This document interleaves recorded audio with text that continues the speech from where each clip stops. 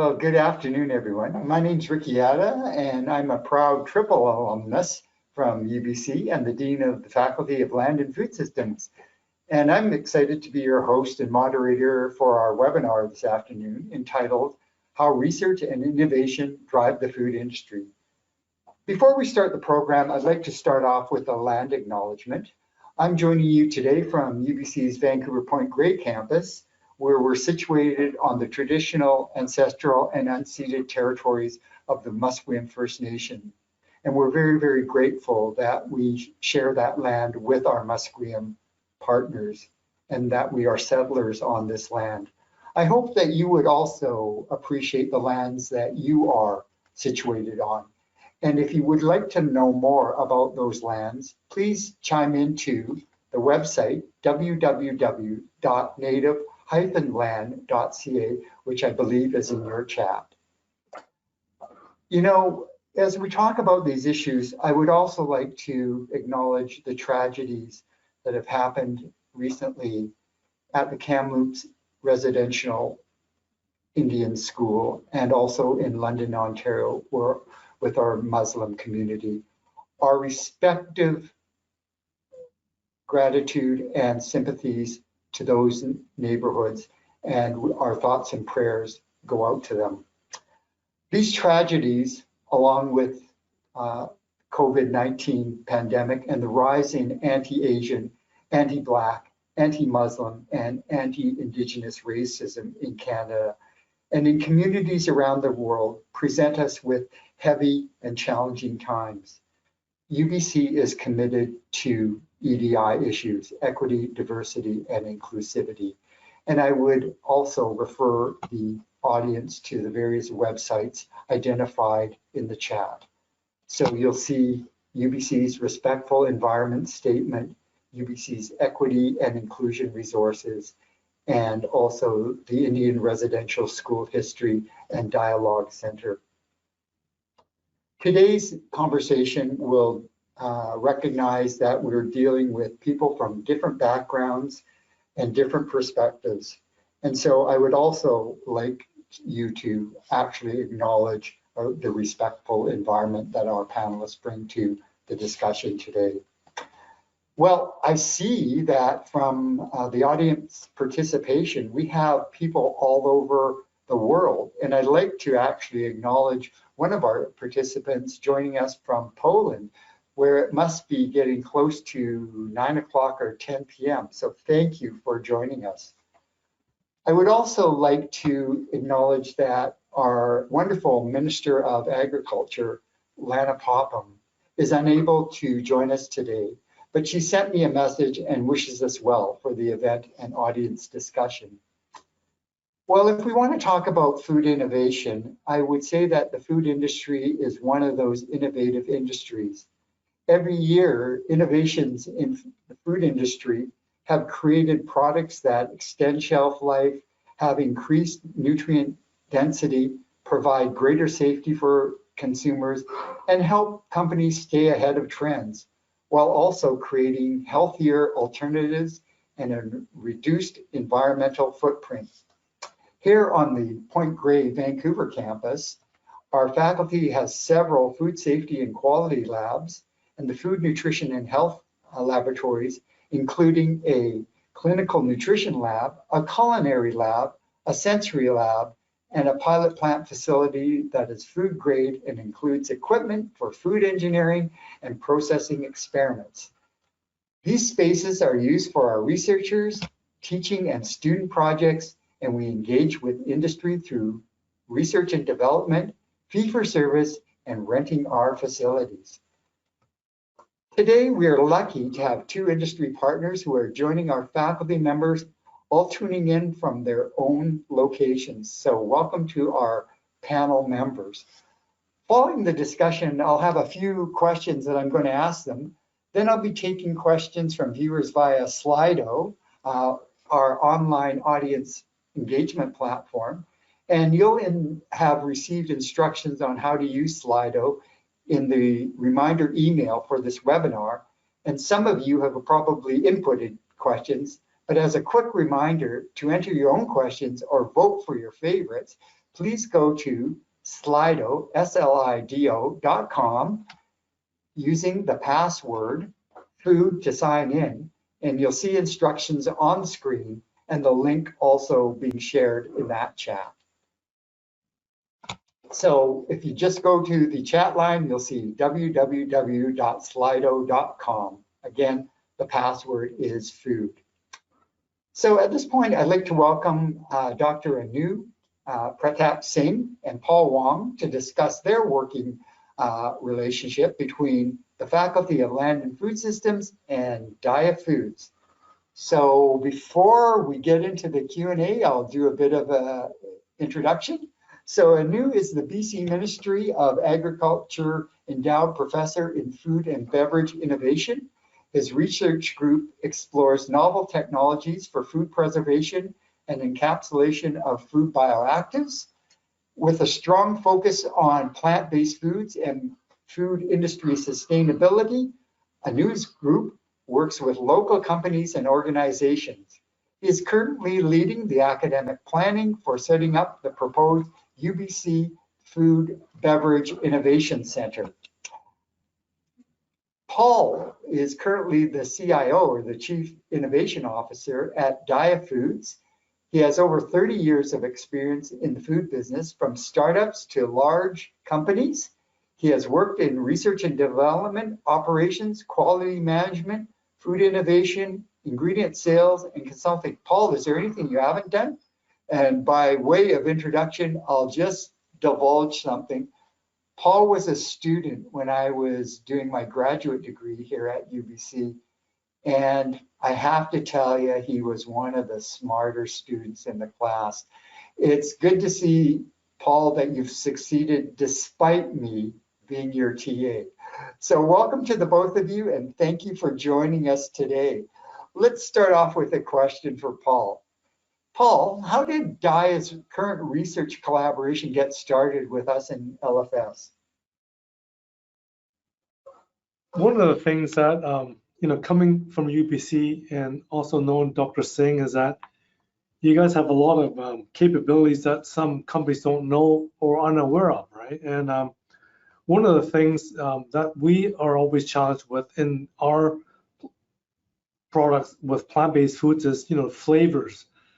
Plant-based ingredients don't taste too good, right? So, so we actually approached Dr. Singh on a project where we could try to reduce some of the flavors caused by some of the pulse ingredients that we're using, and that was what started it off. And obviously Dr. Singh has a lot of experience and understands the plant-based ingredient space and what we do. And we had a couple of meetings with him, and it was a very good fit, we thought, as a partner with academia and industry. And I think that's very important, because a lot of companies don't do that and don't do enough of it, and they try to figure things out by themselves. But sometimes a young company is limited in what we can do, and and that's where we thought there was a lot of synergies together.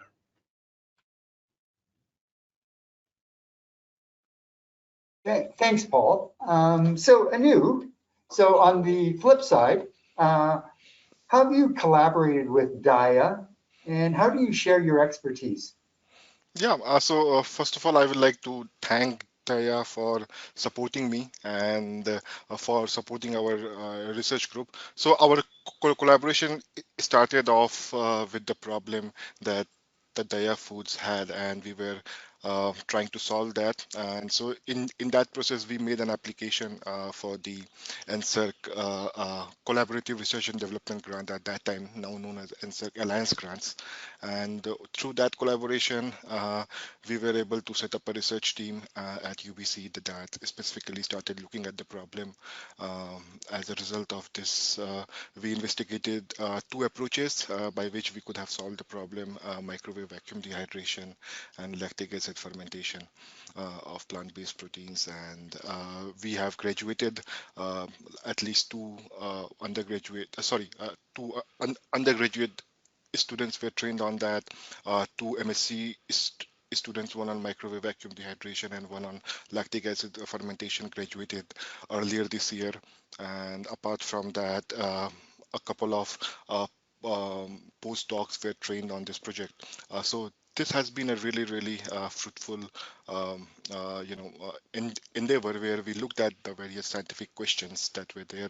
We tried to propose the technology. We solved their problems. We did the optimization. We also collaborated in a sensory study, half of which was completed and half of which was actually stopped by the pandemic. So pandemic also has a very interesting role in our collaboration. And nowadays we are working on still new projects and areas of fermentation by which we can take the technology forward and produce plant-based proteins which can be easily added to other products which are bland and where we do not want the plant taste to come in. So that was the intent, and this is what I want to share. Oh, thanks, Anu. Paul, do you want to add anything to what Anu has just articulated? Yeah, we found, the team at Anoop's team at UBC very, they did some very good work for us. I mean, it really gave us a lot of insights into some of the flavor issues that we were having and what we could do about them. I mean, one of the advantages of working with UBC, which is, we're not located that far away, so we're within proximity. We can actually go there. That was before the pandemic, but it was a challenge after the pandemic. But but we hope to work closer again. Going back there, we actually have people that, some members of our team that actually go.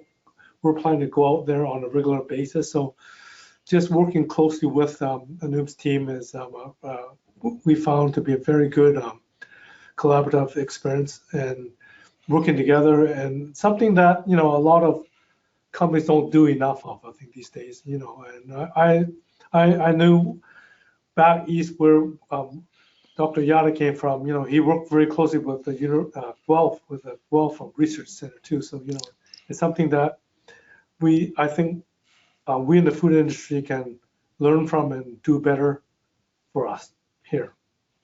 Thanks, Paul. Paul, maybe I'll ask you a question with regards to challenges.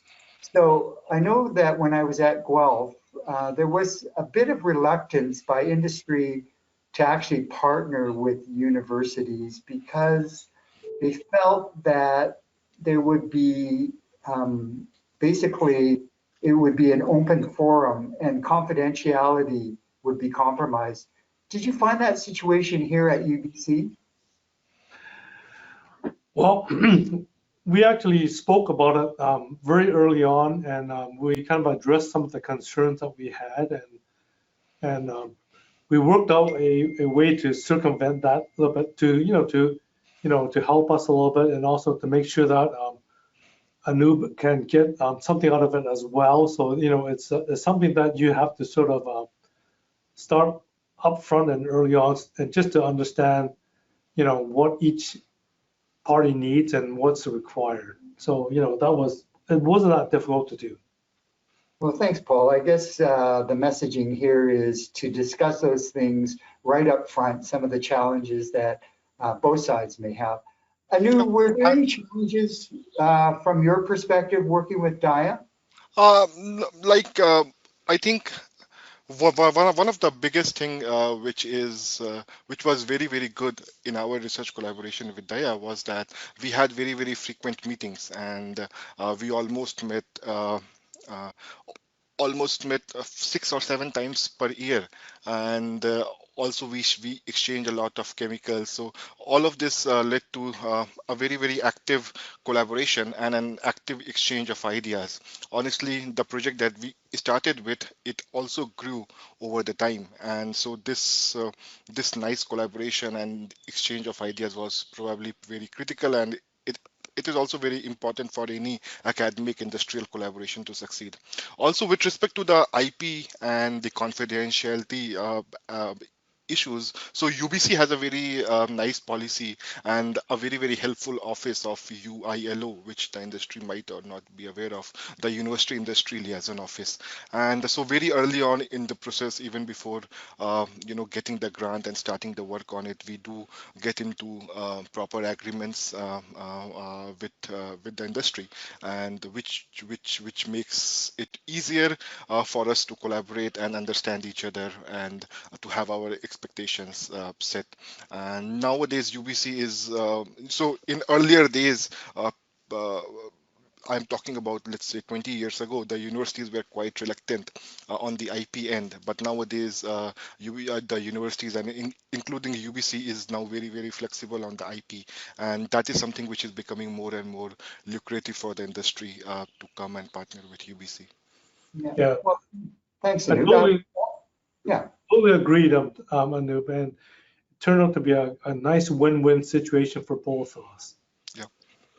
Yeah. So Anu, how did you handle the confidentiality aspect with regards to, for argument's sake, a student thesis?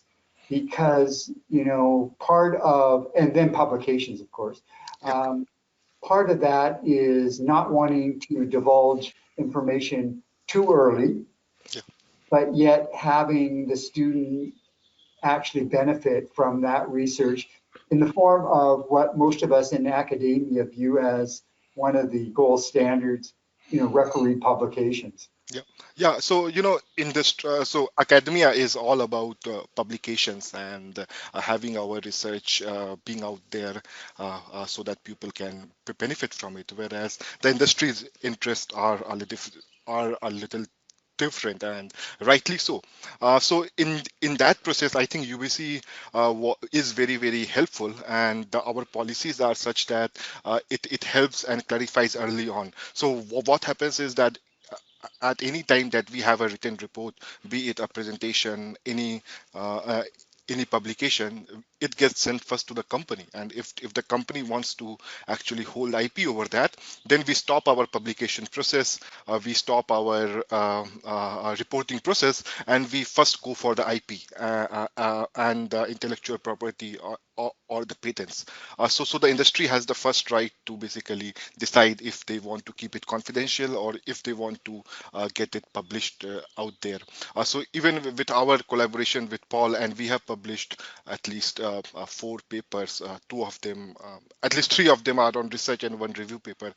And in all those papers, we first sent it out to the team at DIA, and then wherever there were confidentialities issues, for example, with some of the suppliers, with some of the aspects of the technology. So those parts of the publications were then negotiated, and most of them were removed, except the very, very scientific fundamentals.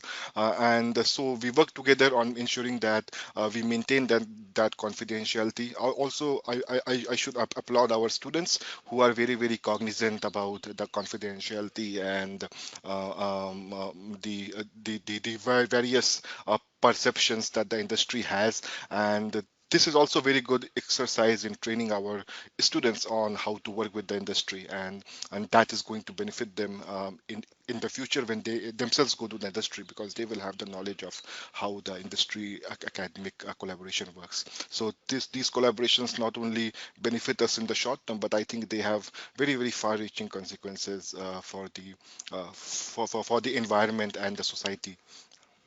Great. Now, Paul, traditionally industry, I don't know how they had viewed referee publications. I think they were a little bit ambivalent about it. Have you seen the real benefit of having referee publications for DIA? Well, we're always, a little bit cognizant of what's being published, but,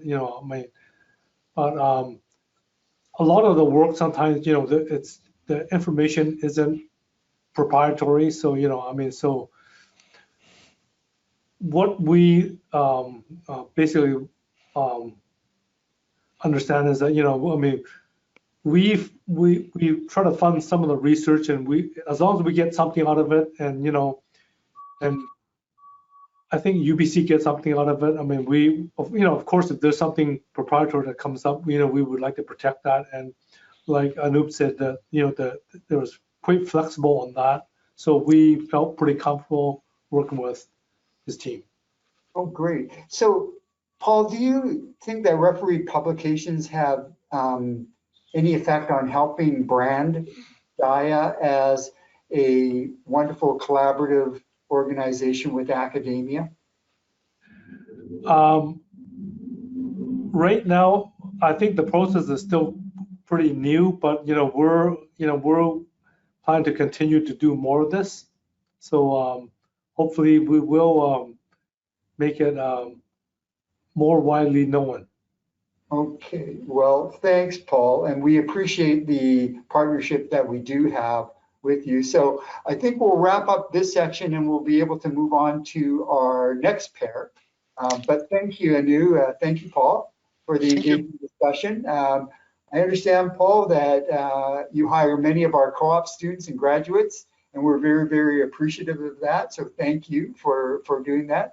And we look forward to learning more about you and Dia as we go into the Slido Q&A. So right now, if I could ask you to disengage your camera and mics, I'll move on to our next pair.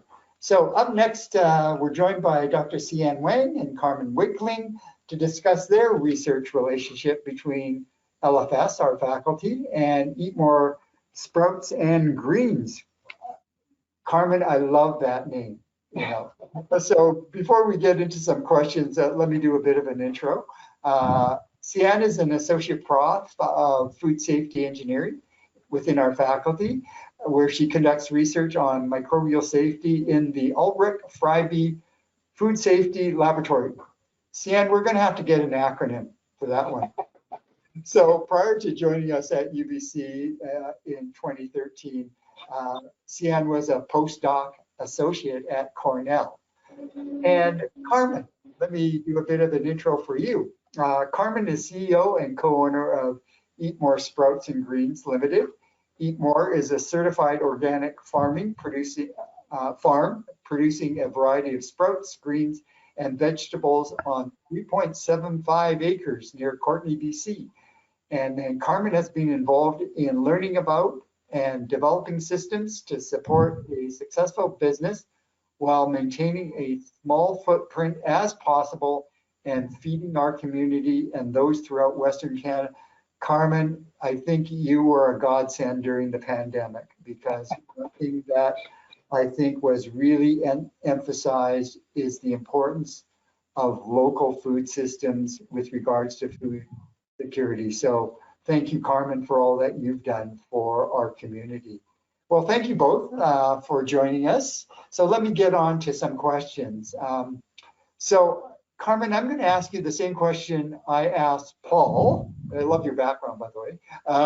So how did your research collaboration start with Sian? We actually had a chat about it. We were kind of comparing notes and making sure we were on the same page. But it all started at UBC actually in 2012. We had the International Sprout Growers Association conference in the West Coast Suites building there, the Gauge over there. And Pascal Delacqui from Summerland Research Center came down, and he was at our conference, and he said, Carmen, we understood that Safe Food for Canadians was coming. It was going to be more outcomes-based. Seed sanitation was going to be an important part of what we needed to do well in the trout industry. And he said, let's put together a application for the organic science clusters too. And so born at your facility, this conversation came up, and we ended up putting in the application. And shortly after that, CN started working with UBC, and so there was this partnership between Summerland, the UBC, and ourselves at the sprout industry, and we actually did go ahead and got the grant. So that was the beginning. It was a long grant. It was a 4-year process, and we've only just actually finished publishing all the papers from it. I think they're all published now. But it was sort of a really amazing situation where a bunch of things collided in just the right way and out popped this project that has a great benefit for our industry. And being an organic producer, I didn't want to, my husband and I didn't want to go the traditional route of using chlorine as a seed sanitizer. We felt it was a very inappropriate choice for the choices we had made in our lives. And so we really wanted to come up with alternatives. So it was a really great way to get started. And Sienna and I have gotten to know each other much better since then. She's been to many of our International Sprout Growers conferences over the years and presented, and it's been awesome. We've seen all sorts of wonderful things from them. Well, thanks, Carmen. You know, I guess one thing that we all miss as a result of the pandemic is having those water cooler kind of conversations, or, you know, in the hall conversations. And it sounds like your partnership with Cian started off kind of in that vein, right? It's kind of in the hall. What are you working on? Oh, I'm working on this. Oh, we need this help. And so that's wonderful. Thanks, Carmen. So Cian, I guess I'll ask you the question, what problem was the project that you were working on with Carmen? And she talked a little bit about this. What was the problem you were trying to solve around sprouts and food safety? Okay, sure. So my specialty is actually in microbial food safety. As people can see, I am the person who usually shows up when there is something bad happening. So whenever the newspaper is citing me, it's probably because there is a foodborne outbreak. And what I have been really enjoying working with Carmen, as well as the International Sprouts Growers Association, where she has been serving as a president, is that you guys are just so warm and taking the initiative in terms of making sure the sprouts, like the products you're producing, are safe. And from there, they're having actually a suite of projects we have been working on, trying different methods to ensure that the pathogens such as E. coli and Salmonella, people might have heard about that, having eliminated from the final product, and ensuring that whatever people eating are safe. And as Carmen was mentioning about these conferences, I still remember the very first one I attended was in Victoria, when Carmen was actually hosting the annual International Sprouts Growers Conference. We also had a wonderful time in a different conference in Cape Cod, Massachusetts, and that one sort of also left an impression, because although there are so many more growers in the United States compared to Canada, it is the Canadians who are actually making a huge impact. I still remember during the meeting, there were policymakers from US FDA, as well as sprouts growers from the industry, who approached me and asked me about what we have been working with Carmen on in terms of using different organic methods to reduce pathogens and how effective they were. A very interesting point to bring up is the old FDA regulation actually stated using 20,000 ppm of chlorine to sanitize sprouts. If you work in food industry, you know that's a crazy number. But we have been publishing a series of papers to prove there are other more mild methods to workers. They are safer and they are more effective. So in some sense, we are also contributing to the policy making, which is also a part that I really, really enjoy working with Carmen and, well, the people with her. Great, thanks, Cian. I have to laugh, Cian, with regards to your opening statement. You're the person who, when they see coming down the hall, goes, uh-oh, there's a problem. So maybe, Cian, as a bit of advice, don't tell people what you do, right? Usually, if there's a dinner, I only tell people after everyone has had their main course. Okay, thanks. Carmen, you were going to chime in. I was going to say I didn't even think about CN like that ever. So oh, good. It was the first time it was framed in that way for me. Oh, great. Well, Carmen, let me ask you this question about benefits of the research that you've done with CN, and what advice may you want to give to other businesses that would consider working with UBC? Well, quite different from the past presenters that you had. This was intentionally wanting to be a support project for all sprouters, for the whole industry. And so in this situation, we didn't have to worry as much about the confidentiality because part of what we were trying to do was share information. So it was like just to define it a bit differently. So we didn't have to worry about that. But I was just amazed by what the resources that we had. And I thought, okay, this is going to be the end goal. And the projects, the extra pieces that kept coming from this, and the excitement I felt from UBC about working with our products, I've discovered that sprouts are actually the fruit fly of the vegetable industry. So they grow really fast and people can do research on them quickly. So that was interesting. But yeah, I think it's just really important that we reach out and we try to figure out how to get help with our problems. And I mean, this kind of came to me sort of in a random way, and I didn't realize that you had so many resources. But since then, I've been really lucky to work with Kara Haney over there as well, and watch some and see many other things evolve. So I think it's just really important to say, hey, I've got this issue. I want some support. Is there anybody there that can help me? So. Well, thanks, Carmen. I get the sense too, Carmen, that around food safety, there's this network of people that you can tap into. And so the benefit of having a network of expertise is something that, you know, you found to be a wonderful benefit. Yeah, definitely partnering with agri-food and Agriculture and Agri-Food Canada. I always get that one wrong.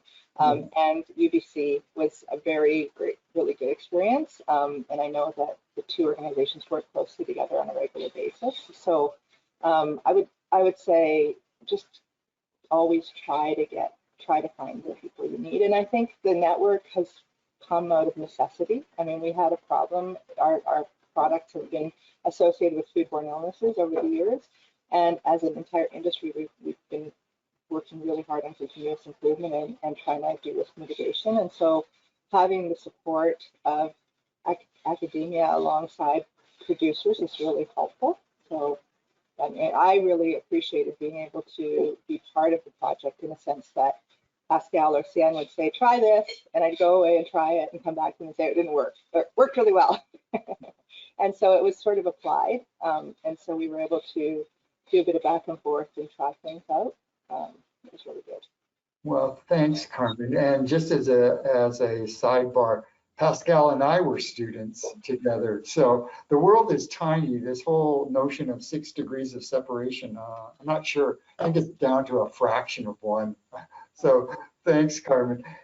Sian, on the flip side of what Carmen has just articulated, what advice would you give to industry in actually working with your group more? Oh, sure. So I feel like just like Carmen has pointed out, for food safety, it comes to the efforts from a triangle, which is academia, industry, and government. So Carmen has been brought up Pascal, who is actually a research scientist at Agriculture and Agri-Food Canada. And I feel like one of the most important things we're doing at UBC is actually to bring the industry and the government together while conducting research at labs at UBC. And by doing that, it is the most holistic way in terms of carrying from basic fundamental knowledge all the way to very practical applications. And I would also like to mention that one of the recent graduates from my lab, Karen Baum, she actually did her bachelor's and PhD both at UBC, and she currently works as a research scientist in Agriculture and Agri-Food Canada. And she has been also working with Carmen on using bacteriophages to reduce pathogens on sprouts. That's just a nice example of showing what we can do at UBC. And along that line, other people from our lab who has been working Sprouts include researchers from South Korea and Poland, actually. So they are now faculty members in respective universities, and we have been publishing all these papers. A very important thing about food safety is knowledge and translation and the sharing at a global level. And that this is certainly something that we can work collectively to offer to not only BC, but also Canada and the world. Well, thanks, Ian. And maybe it's your former colleague who's joining us from Poland. So that's wonderful. So if it is, welcome back to UBC, albeit virtually.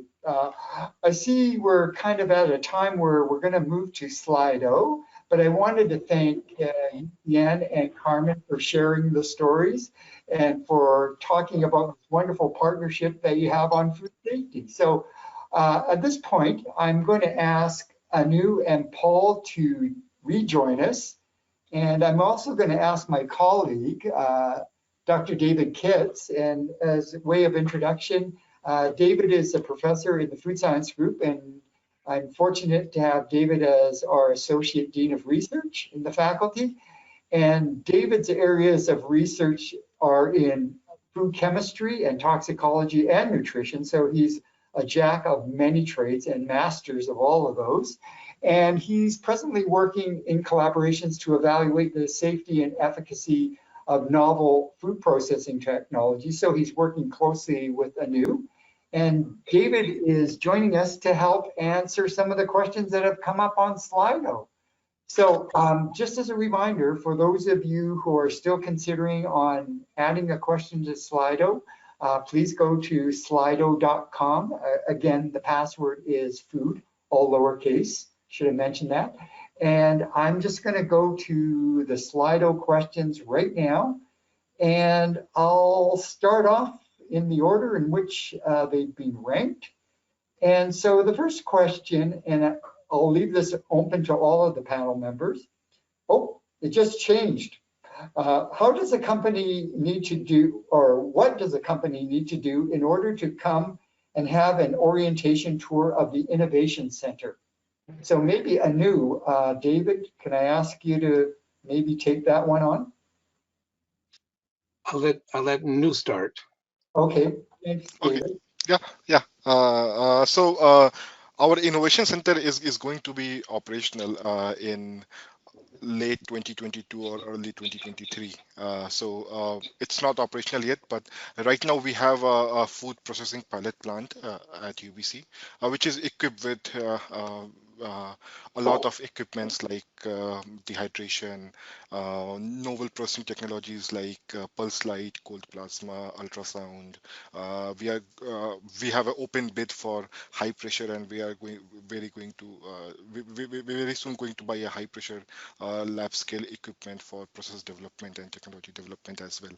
Apart from that, we have some very nice thermophysical property measurement labs. So if you want to have a tour, you can contact me or anyone in the food science department or Ricky's office, and we can arrange a tour. It's just a matter of contacting us. We had been a little, on the predictive side due to the pandemic, but with this pandemic situation improving, hopefully in the upcoming days, we are bound to be more open and have people visit us. Great, thanks, Anu. David, do you want to add anything to that, or? Yeah, thanks, Ricky. And I also want to welcome all the viewers. I'm sure they have something in common, and that being their zeal for entrepreneurship. And so just to capstone what Anu has just said, if you're an entrepreneur, you're thinking of two things. You're thinking of creativity and innovation.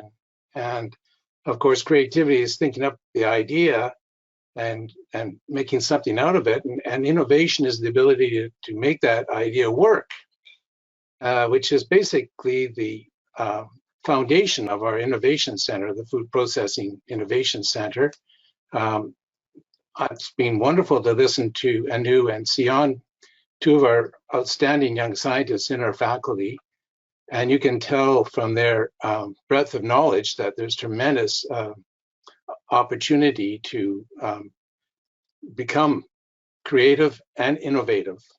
And that is the key for a successful entrepreneur. So we're very pleased to be able to provide those resources to potential entrepreneurs that are interested in food safety or food engineering. Great. Well, thanks, David. I think you read my mind with regards to the next Slido question, because it was around how can UBC help food companies innovate? And I think you've covered that off nicely. Thanks very much. So a question for Paul. Why is innovation so important for food companies? And maybe this would even be a question for Carmen. Yeah, I'll try to take this one on first. What we're seeing in the when we started our company 12 years ago, we didn't have a lot of competition, but recently this plant-based food things exploded, and there's actually a lot of competition now. So in order to remain the leaders in the product categories, you have to innovate and lead. And so we actually have about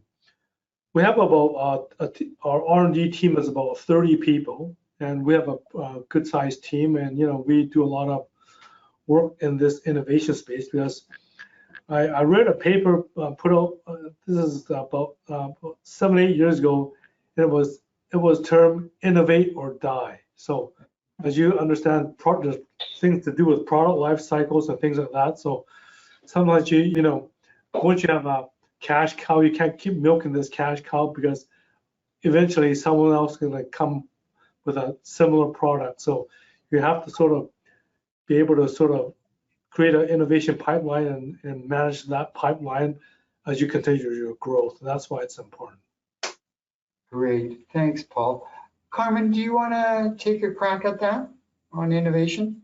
Yeah, I think it's really important to always, every day you learn something new, and every day if you can learn something new and take advantage of that knowledge and action it, it's hard to unlearn what you've learned. And so it's really important to then say, okay, I've discovered this challenge, or I've discovered this amazing thing.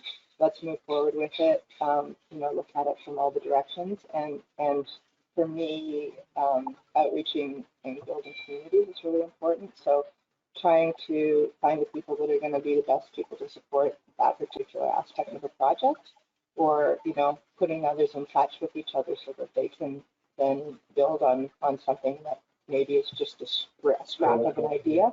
I think it's kind of, I find it fascinating and exciting, and it's always where I get some fun, So. Yeah. Well, thanks, Carmen. I guess I have a question. It was directed to Paul, but I think this could be applicable to Carmen. So the question is around proximity. So Paul, you mentioned proximity was in DIA's favor. Are there supports available to entrepreneurs from the regions to access urban research services? Well, right now there probably isn't that many right now for companies in BC. I mean, for the entrepreneurial type things. I mean, there are some government programs, but those are what we find is that they're pretty hard to get, right? So, and that's why we've, we are involved with NRC and some of those programs, but anything else from that, it's a little bit of a challenge, and it's a long process actually to apply and get it. Okay, and Carmen, anything to add? Yeah, well, I guess there's a lot of organizations that are working in the food spectrum. I'm actually the vice president of Small Scale Food Processors Association, and we've had the really awesome opportunity to have a pilot community lab in the Comox Valley, and that's really actually changed. That was a godsend during the pandemic. I have to say, it only just got its ISO accreditation right at that moment. But what had happened was I could hardly get my samples to the Lower Mainland, so it was really good timing. I was able to use the local lab, and we were able to work together to learn how it was going to work for me and how it wasn't going to work for me. And so, but I think being part of these organizations really helps to keep information flow happening. So there's BC Food Processors Association, BC Food Protection Association, Small Scale Food Processors, and they're all really great organizations. I'm sure there's more. I've only listed a small amount, but it's really important as industry to be part of those organizations because that really allows you to keep in touch with what's happening, and also to find partners and bring forward an issue. So we had this issue where rural communities couldn't get testing, so Small Scale took it on, and it's looking like we'll be able to potentially roll that out into other communities over time. And that was really pretty interesting. Like, that's innovation in a rural setting for sure, and hopefully will be beyond the Comox Valley in the near future. So. Thanks, Carmen. I'm going to direct this question to Cian and Anu and David. So there are people out in our audience who are wondering what kind of equipment do we have available to industry partners to use for expertise. So Cian, you talked about a little bit about your expertise, but did you want to expand a little bit more on what kind of analyses that you can conduct? Oh, sure. So I'm going to leave the pilot plan to Anu. So at our lab, we basically have all the equipment that are needed for conducting food safety, microbial food safety related analysis. I can only speak on behalf of the microorganisms because I was trained as a microbiologist, but we will also have a new faculty member whose specialty is on chemical safety joining us in next year. So in that sense, we are actually pretty well equipped with conducting all related analysis regarding food safety and quality. Yeah, I would like to add to the pilot plant section, and also, allied services. So that is one of the industry, one of the biggest benefits that industry has when they contact UBC, because we not only have equipment which are available in our own department or within our own labs, but we also have accessibility to the equipment which is available in other faculties, other departments, which we can use for fee for service as internal rates if contacted by the company. So in our pilot plant, we have all kinds of novel processing equipments, dehydration, microwave vacuum dehydration, spray drying, freeze drying. We are now working on spray drying, cold plasma, high pressure, ultrasound. Apart from that, the thermal processing, retorting, pasteurization, HTST, UHT pasteurization, and now there is a new kind of canning wherein you shake the cans while being heated, and that reduces the process time. So agitation, thermal processing. So we are very well equipped with all facets of the technology and processing. Apart from that, we have a very high-end physical property measurement lab. For example, we can measure the protein content, the particle size of the products, the rheology of the products, texture, color. We have a very good sensory lab where we can do all kinds of sensory experiments. We have now been, publishing papers on, combining sensory with AI technologies. So that is also within the realm. Apart from that, we have access to the UBC Wine Research Center, which has the GCMS, LCMS, all kinds of small particle and molecule analysis. We have access to the UBC imaging labs for all kinds of imaging analysis, ranging from microstructure analysis to the CEM, TEM, the very, very atomic kind of analysis. We have, in terms of proteins and plant proteins, we have access to the proteomics lab very nearby, where we can get all the information about the proteins. So anything that is related to food, if a company contacts us, we can try to solve their problem. Yep. Great. Thanks, Anu. David, you cover up. Well, I'll just cover up. So you certainly get an idea that our researchers are well equipped, and they're that way because they are identified as leaders in their field, and they've been very competitive in getting research grants for equipment and successful in getting their labs up and operating. Anu mentioned our Analytical Chemistry Lab, which is something that I also want to mention because it is not only state of art in terms of the equipment, LCMS, GCMS, and what have you, but we also have very skilled operator for that, which it makes life so much easier. One thing I do want to mention is that despite the fact that we have this equipment, it's pretty much, I would have to say, I think my colleagues would agree, it's very focused to research activities versus sort of the one-off analysis that we might be getting. And the reason for that is that there are commercial labs that do that, do the analysis, the one-off analysis, like the protein and, measurement or the ash measurement for a specific purpose, versus developing a research project or a program that would involve those sorts of measurements. So when you're thinking about utilizing our facilities and getting in touch with our faculty in particular, it's good to think about the innovation that you're looking forward to versus possibly just a one-off analysis where you could go to one of the commercial laboratories. We certainly have that information for you too if you need to get information on those labs. But yeah, I'm very pleased that our faculty is very well equipped and in specialized areas of research in particular. Thank you.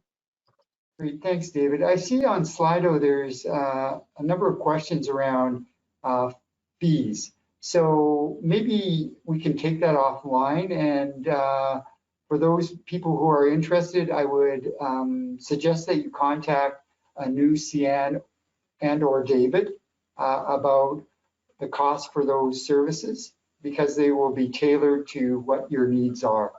So we'll just leave that, or maybe Cian, a new David, if you wouldn't mind putting your email addresses in the chat line, and then people can see it there.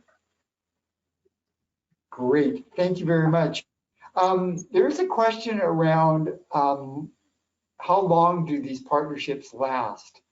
And, I guess that just off the top of my head, I would say it would be kind of project specific. I would assume that it's based on performance too.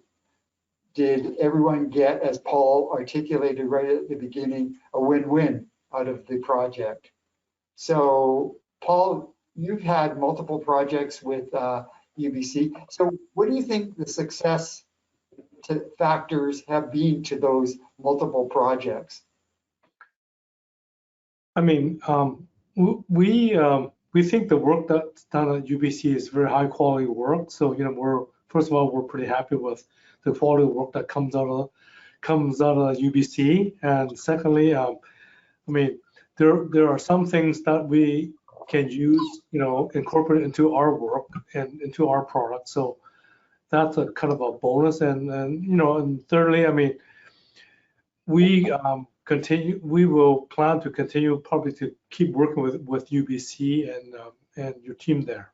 So we want to support your team, and we see some very good, like you said, win-win things come out of it. So we feel that as a local academia school, it's important to have that support for us, because we can't do everything either, right? We sometimes the company has limited resources, so we kind of know where our limitations are, and that's where UBC comes in and helps us with some of the areas that we may not have the resources on. Great, thanks, Paul. I see we have time for one last question, and Cian, I'm going to direct this to you. So the question is, what are you most excited about when working with industry? Well, there are so many different aspects, but the most exciting thing for me is to actually see what we have got in the lab can be put into use in real life. I think that's the biggest excitement for someone working in a lab, to see the stuff that's actually being used by people in industry. Okay, well, thanks, Cian. And hopefully your excitement has been exhibited today, you and Anu and David, and so we'll see more industry partnerships in the future. So at this point, I wanted to thank Anu, Paul, Cian, Carmen, and David for joining us and sharing their experiences and answering some of the questions. So I'll ask you, if you don't mind, to turn off your cameras and mic, and I'll just finish up with some closing statements. So for those joining us today, I just want to give you an update on the fact that the faculty is moving towards building a food and beverage innovation center. And this is a project that has been long in making, and we're finally bringing this to fruition. It will be located near the Food, Nutrition, and Health building, so kitty corner to that. It's about, I think, about 8,000 plus square feet. It'll have some very specialized equipment, and it'll complement the food processing plant that is in the Food, Nutrition, and Health. So please stay tuned. New is looking after the Food and Beverage Innovation Center. So I think Anu, if I'm not mistaken, it will probably be in a couple of years. So hopefully stay tuned and you'll see that come to fruition. It's, as I said, it's been a project long time in the making, and we're all looking forward to having it completed. So as I wrap up, I want to thank all of our viewers, our fellow UBC alumni, our industry partners and friends for joining us for this great conversation around our food innovation. So thank you very much. Stay safe. I see that we're getting to a point where we're hoping that things will get back to some sense of opening up, but I look forward to seeing people in 3 dimensions. I think we've all missed that human contact. So stay safe in the meantime and have a great rest of the day and week. And thank you again for joining us.